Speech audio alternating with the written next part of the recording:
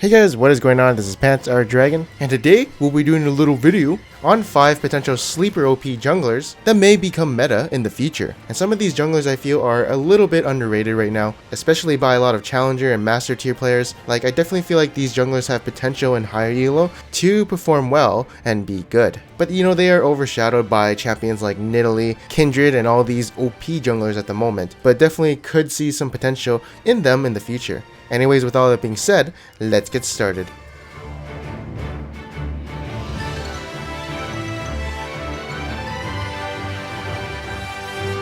Alright, so this list is going to be in no particular order. It's just going to be 5 champs that I feel are decently strong. And you know, first up is going to be the one in our thumbnail, Volibear. So this champion's win rate has been pretty high on a lot of statistical sites, but hasn't really seen too much play in higher elo. And I kind of know why, because he is a champion who kind of gets kited, his initiation is pretty weak, and he's pure melee. But the reason I feel he's pretty strong right now is because of the CINDERHULK buffs. He actually has pretty good 2v2 skirmishing potential, as his passive will make him survive any kind of burst. And he's actually pretty tanky, so enemies who focus him won't be having a good time. And when someone is around him that's really low in hit point, he can just bite their head off. So he would be a threat himself in these 2v2 skirmishes. He also has pretty decent CC. I mean, his E, it's got a pretty long range and it's an AoE slow for 3 seconds, so that's actually pretty powerful. And his base damage is pretty strong, and in teamfights, if there is a lot of people around him, he actually has pretty good AoE with his R and his E.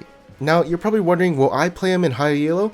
To be honest, he's not my type of champion, and I probably won't play him, but there's just one challenger Volibear player who goes by the name of David Rue, and I mean, he does perform really well on that champion and has gotten to challenger, so he is viable in higher elo. You just need a good player behind the champion to actually perform well. And you know, I'm going to state this now, but all the champions you see here, once maybe Nidalee and Kindred and all these high tier jungle champions get nerfed, you might see the tank jungle meta coming back in. And most of the champions you see here are CINDERHULK junglers. Now here's a recommended build for Volibear.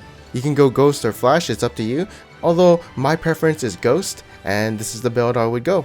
But if you guys are looking for the David Rue Volibear main build, here is the runes of masteries he uses. I find it very weird to be honest, but it seems like he emphasizes on the early game skirmishing.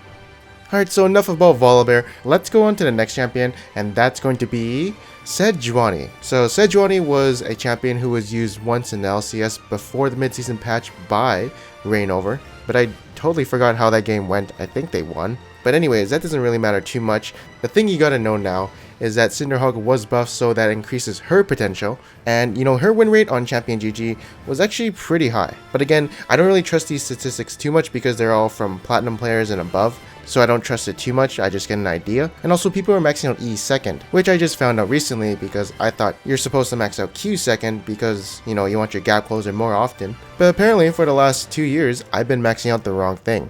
Oh shit. Feels sort of bad, man. But I actually tried her in a normal game with maxing E, and it felt pretty good. The cooldown on it was really low, and I could keep spamming it in teamfights and just slowing people, while also outputting pretty decent damage. And yeah, I actually feel like she's a strong contender for being played in higher elo, as she just feels really nice now. You know, the only reason people stopped playing her in higher elo was because she got nerfed on her W, but I think with the CINDERHULK buff, she now does a little bit more damage. Just not as much as before. But yeah, she still has a lot of CC, she's really tanky, and does a little bit of damage. Anyways, here's the build for her. For boots, you can go whatever you want on her, to be honest. For reds, I do emphasize on the attack speed because her attack speed is actually 0.679, which is actually one of the highest base attack speeds to have, right under 0.694. So I do emphasize on the attack speed just a little bit.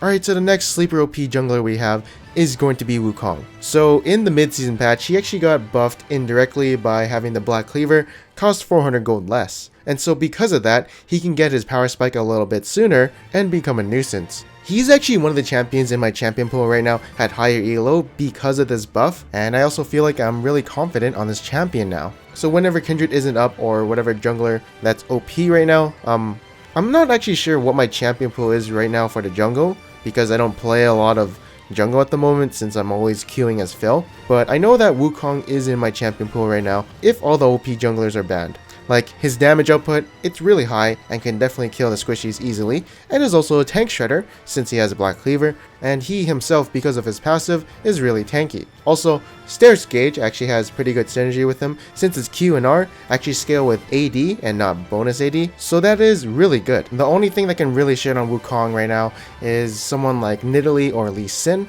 but you know, other than those two, he's kind of fine. Like, when I'm doing my clears, it seems pretty good. He actually makes use of the lifesteal coming from the machete and the talisman, so your sustain is actually pretty good since you have AoE, and you also auto attack a lot. And you won't really have any mana issues because of your talisman, so, you know, he is a top laner as well, but I feel like his real place is going to be in the jungle. But yeah, you know me as a Season 3 and Season 4 Wukong main, I'd be kind of excited if he came back into the meta, because he's actually a pretty easy champion to carry with. And honestly, if you guys do like Wukong in the jungle, I actually do highly recommend playing him right now. He's really good. Anyways, if you guys are wondering what the build looks like, here it is. For runes, I do go for the late game scaling build. Flat AD reds and quints is actually better in the early game, but you know me, I usually play for the late game and mid game. And in the item build, you definitely want your warrior enchantment along with black cleaver and Stairs Gauge if you want to be a little bit more tanky while also doing damage, and then everything else after is situational. Alright, so that's enough about the Monkey King. Why don't we talk about someone who goes by the name of HECARIM? So, you know, HECARIM is a champion who had his Q buffed a while ago to deal 100% damage to monsters instead of 66%, but it seems like that wasn't enough to encourage people to play him in the jungle, but then they gave him a little bit more buffs, and finally, I've actually seen a little bit of him being played in the jungle again, although it's not too often I see him, but you know, in my opinion, when he got that buff to deal more damage to monsters, I actually felt he was going to be a strong jungler. And now with the changes coming to the mid-season update with the jungle items, you can now just build a talisman and go straight into Triforce, or you can just go CINDERHULK and be like this tanky HECARIM, which I have not tested yet, but it could be a better build, I'm not sure. But I'm not going to say that Runic Echo's HECARIM is a good one. I definitely prefer CINDERHULK over that right now on HECARIM.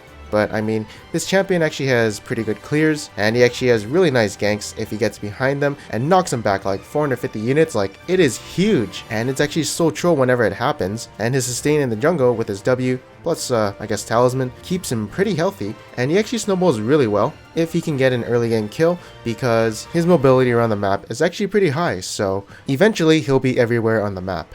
Anyways, if you guys are wondering about the build, here it is. Now, to be honest, there's actually a lot of builds you can go on HECARIM. This is actually just a standard build from me, but I might actually do an in-depth guide on him maybe in the future somewhere, and just showing you guys other builds that you can possibly do with him. Alrighty, and the final champion we're going to be talking about is going to be Skarner. This champion, honestly, I feel like is sleeper OP in some way. Like, he just seems really tanky right now. CINDERHULK was buffed, so he's gonna like that. And his win rate for the past patches has been really high, although I've not seen him in higher ELO, and the only reason I can think of is because there's, you know, better champions, and also he doesn't apply too much early game pressure. But when he does come into the mid game and late game, I actually feel like he's really powerful. He does a lot of damage, he applies a lot of CC, and when you have a lot of CDR, your W shield actually comes up pretty often, so as long as you have some resist, you're unkillable.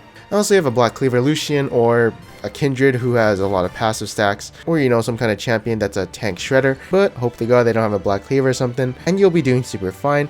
Or you know, if you get to the person before they start shredding you, then that's okay too. But also, when you are around your Crystal Spires and you have that buff, you're actually like 1.5 times stronger, and you can definitely have a big presence in team fights. But yeah, this champion, I honestly might start playing him, because to me he just felt really good, and I just like being this beefy ass tank, and I don't really mind too much about losing some early game presence, because my playstyle is more oriented for mid game and late game, and so as long as I, you know, ward for my lanes and keep them safe, and I make it to that mid game and late game, I should be more useful than the other jungler. So yeah, don't be too surprised if you see me playing him. And yeah, in this list, even though I stated that the order doesn't really matter, I feel like Skarner is the one champion who has the most potential to come out of sleeping at the moment. Anyways, here's my recommended build for him.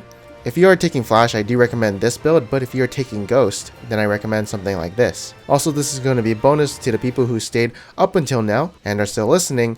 Once the Boots of Swiftness actually gets nerfed on the next patch, you're probably going to be looking towards to getting like cooldown boots or something on most of the junglers you see in this list. So yeah, this is the bonus you guys get for staying all the way throughout this video up until now. But yeah, that is it for this video. I hope you guys enjoyed it. Hopefully this video was useful in some way, or you've expanded your champion pool and started maybe using some of these junglers. And in my last video, I asked you guys, what is your favorite dragon? And here's some of my favorite answers. For a chance to be featured in a future video, make sure to comment below on what champion do you think is sleeper OP right now.